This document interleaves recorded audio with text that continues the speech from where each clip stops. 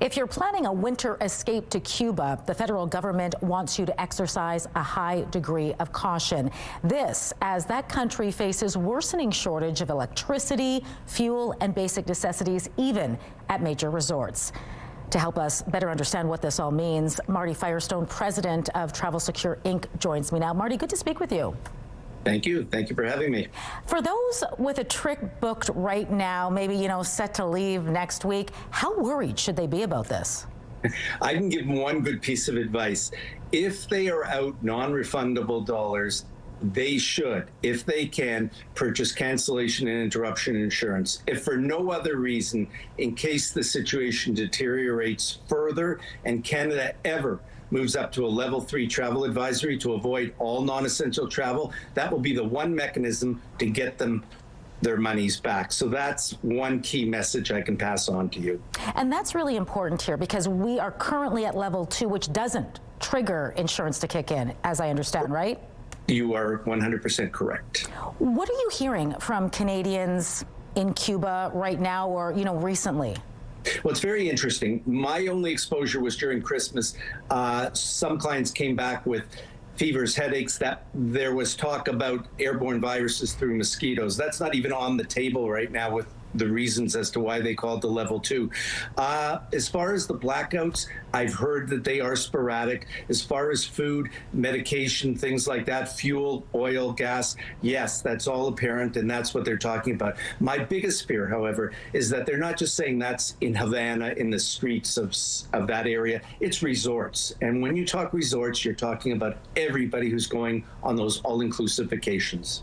All right. The key point is if you can get that emergency insurance now in case the situation deteriorates. But with those that have trips booked and are still planning to go in the meantime, how should they best prepare? What's your advice to them?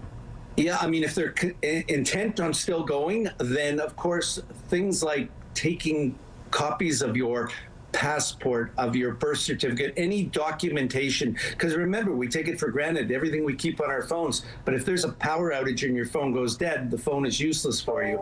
Again, things like medication, extra clothes if you're staying longer. I mean, we don't really know what to expect. The travel advisory is just to tell you what is going on, what could go on, and what it could deteriorate to, and that's the scary part. So be prepared. Again, if the decision is I'm going regardless of the travel advisory, short of a level 3, then just be prepared with some things that I had just mentioned.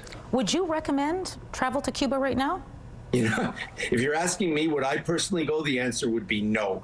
But having said that, the people that are being talked to, are being interviewed, are saying it's wonderful. They go every year. They understand these things may happen.